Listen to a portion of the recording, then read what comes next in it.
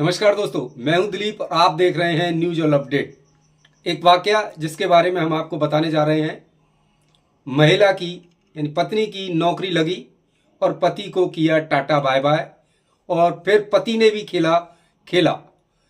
जी हाँ, वीडियो को एक बार शेयर करें, लाइक करें और कमेंट करें। नए हो तो सब्सक्राइब करें चैनल को, हमारे साथ बने रहिए। दूर हो गई मेरे से जी, मैं आपको शुरू से घटना बताता हूँ मेरी पूरी बात को। हाँ, शुरू से बताइए आप। 2000 राजस्थान के करौली जिले में एक चौंकाने वाला मामला सामने आया है, जहां एक व्यक्ति ने अपनी पत्नी को रेलवे में अवैध रूप से नौकरी दिलाने के लिए बड़ी रकम खर्च की, लेकिन नौकरी मिलते ही पत्नी ने उसे बेरोजगार बताते हुए छोड़ दिया। जब पति को एहसास हुआ कि उसके साथ धोखा हुआ है तो उसने पूरे मामले का खुलासा कर दिया, जिससे सीबीआई तक जांच पहुंच गई और संबंधित अधिकारी कार्रवाई में जुट गए। जी हां, करौली जिले के नादौती क्षेत्र में रौसी गांव निवासी मनीष मीना का दावा है कि उसने अपनी पत्नी सपना मीना को रेलवे की परीक्षा दिलाने में मदद की। शादी के बाद उसने सपना को कोचिंग करवाई और परीक्षा की तैयारी करवाई, लेकिन सपना के मौसा चेतराम ने 15 लाख रुपए में एक डमी उम्मीदवार के जरिए नौकरी दिलाने की योजना बनाई। इस पूरे खेल में रेलवे के गार्ड राजेंद्र ने एजेंट की भूमिका निभाई और परीक्षा में लक्ष्मी मीना के नाम से दूसरी लड़की को बैठा दिया। पत्नी की नौकरी के लिए गिरवी रखी जमीन। जी हाँ, मनीष ने सपना की नौकरी सुनिश्चित करने के लिए अपनी जमीन तक गिरवी रख दी थी और 15 लाख रुपए उधार लिए। आखिरकार सपना को रेलवे में नौकरी तो मिल गई, लेकिन नौकरी लगने के कुछ ही महीनों बाद उसने मनीष को छोड़ दिया और बेरोजगार बताकर रिश्ता तोड़ दिया। इस विश्वासघात से आहत मनीष ने पूरी साजिश का पर्दाफाश करने का फैसला किया और रेलवे के सतर्कता विभाग और सीआईडी को मामला दर्ज करवाया। शिकायत मिलते ही सीबीआई ने करौली, कोटा और अलवर में छापेमारी कर दस्तावेज जब्त किए। जांच में पुष्टि हुई कि सपना मीना ने पॉइंट्समैन की नौकरी के लिए उसी डमी उम्मीदवार लक्ष्मी मीना का सहारा लिया।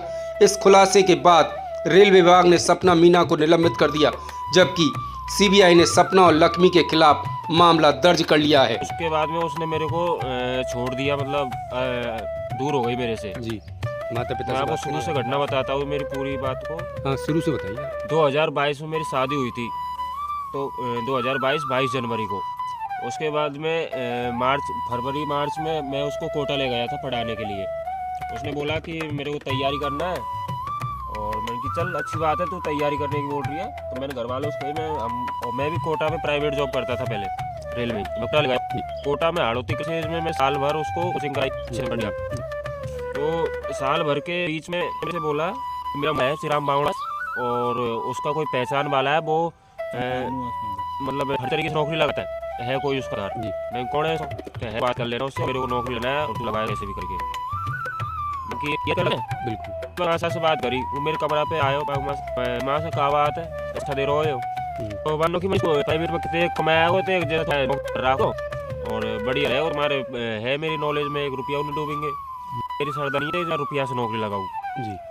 तो फिर सपना ने बोली मुझसे नहीं तो खुद लगानी पड़ेगी वो नौकरी। तो सपना आपकी पत्नी का? हाँ, मेरी वाइफ ने नौकरी लगानी पड़ेगी और ये रुपया ने तो मैं लोन उठाया रहा दे देंगे सब।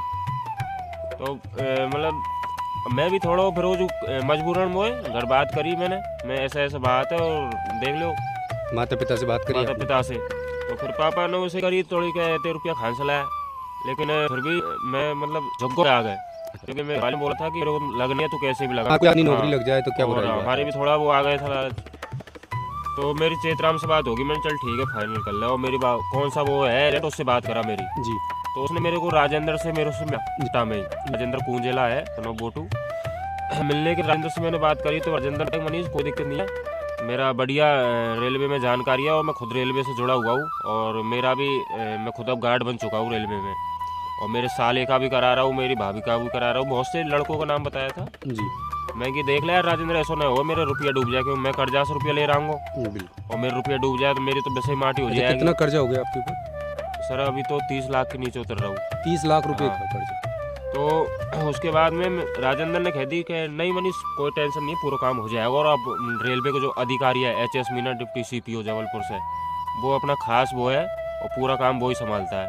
मैं फिर तो बहुत अच्छी बात है। तो जैसे फिर मैंने जैसे काम एग्ज़ाम की शुरुआत चालू हुई तो इसका पहले फिंगर बायोमेट्रिक करवाया था इसने, राजेंद्र ने जी लक्ष्मी मीना से, जी जो डमी लड़की है लक्ष्मी मीना, उससे बायोमेट्रिक करवाया था जयपुर में। जी बायोमेट्रिक होने के बाद में एग्ज़ाम की डेट आ जाती है, तो शिवज्योति कॉलेज में एग्ज़ाम लगी थी। तो एग्ज़ाम में वो लड़की गई थी, डमी लड़की जी लक्ष्मी मीना बाकी श्री चंदूपुरा की रहने वाली, जी राजगढ़ के पास में। जी वो एग्ज़ाम दे दिया उसने। एग्ज़ाम देने के बाद वो लड़की बाहर आई तो तब उसको आधा पेमेंट दिया था राजेंद्र को।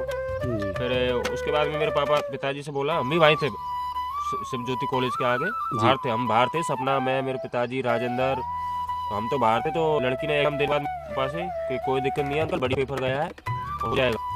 तो 2 महीने बाद इसका रिजल्ट आया। उसके बाद मतलब क्या बोलते हैं, मेडिकल हुआ था। जी मेडिकल भी हो गया उसी लड़की के द्वारा, लक्ष्मी मीना के द्वारा। अच्छा मेडिकल के बाद आता है फिजिकल। जी फिजिकल में राजेंद्र मुझसे कह रहा हूँ मनीष, वो लड़की लक्ष्मी मीना है, वो क्या है इसकी भाभी की फिजिकल देने गई थी उस टाइम पे। अच्छा अच्छा मैंने कौन सी जगह गई थी वो, जबलपुर में। जी तो और हम पहुंच गए थे जोधपुर में, सपना का जो फिजिकल जोधपुर में था। तो राजेंद्र कह रहा मनीष 50,000 रुपया और डाल, तब वो लड़की आएगी फ्लाइट से। अच्छा मैं कि तू बात करिए अपने 14.5 की, और तू 50,000 और एक्स्ट्रा मांग रहा है। तो नहीं यार, डालना पड़ेगा जब वो लड़की आएगी। तो मैंने 50,000 रुपये के फ़ोन पे में दोबारा डाले। जी तब वो लड़की और उसका भाई और राजेंद्र, ये तीनों फ्लाइट से आए थे जी जोधपुर। ये जयपुर उतरे थे, जयपुर से ये ट्रेन से आए थे जोधपुर में। चलो वो तो आ गए, जैसे भी उनको पैसा देना हाँ। दिया आपने जो उसके बाद बताया। में इसका और ये स्थिति कैसे आई तलाक की? नहीं, अभी सर पूरी बता रहा हूँ। अच्छा अच्छा उसके बाद में फिजिकल भी हो गया इसका पूरा। फिजिकल होने के बाद में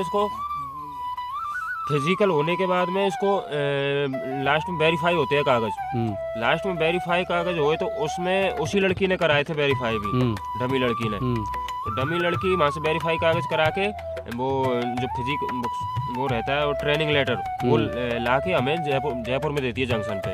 ठीक मनीष, ये आपका हो गया पूरा काम, अब ट्रेनिंग के लिए सपना को आप भेज सकते हो, कोई दिक्कत नहीं है। वो ओरिजिनल जाएगी तब भी कोई दिक्कत नहीं है अब तो मैं, सपना और मैं, हम दोनों सार गए थे ट्रेनिंग के लिए। सपना 15 दिन ट्रेनिंग करके हो गई ट्रेनिंग पूरी। मैं तो आ गया था यहाँ पे। ट्रेनिंग के बाद बीकानेर में इसको TRD कंट्रोल मिलता है, TRD TPC में। तो मैंने इसको मतलब रिलेशन में थोड़ा था कोई, तो उससे कह के इसको ऑफिस दिलवा दिया था TRD में कंट्रोल में, CNW उसमें DRM ऑफिस में ही। अब उसके बाद में हम 5-6 महीने ठीक ठाक रहे थे, बढ़िया से रहे थे, जैसे साल भर पहले रहे थे। उसके बाद में मेरे से धीरे धीरे दूरी बनाना चालू कर दिया। अच्छा मेरे से, और मेरे से कहती है तू यहाँ पे पड़ा रहता है, कुछ काम नहीं करता। तो मैंने उससे बोला, यदि भाई तेरे को मैंने पैसे से नौकरी लगाया है और मैं अब यहाँ तो को रोटी दे रहा हूँ, बड़ा यार सब कुछ कर रहा हूँ, तो यह चीज़ें कैसे कह रही है? और यदि मैं ही बाहर कमावे चल जाऊँगा तो फिर तेरे को नौकरी लगाने का मेरा क्या मतलब रिया? बिल्कुल। तेरे को पैसे दे नौकरी लगाई और के बाद में मैं तो से अलग रहूँ, दूर रहूँ तो से, फिर का ही मतलब? जैसे अच्छा तो मैं बाहर कमाता और तू अपने घर रहती, डोगरी से वो करती सेवा, घर को काम करती। नहीं तो ये घर जा। और फिर दूसरी बात, जैसे तनख्वाह आवे या की, तो तनख्वाह या के घर के इनके डाले, मेरा तो पूरा कर्जा रुपया से आयो है। तो बजाय मेरे को नहीं अपने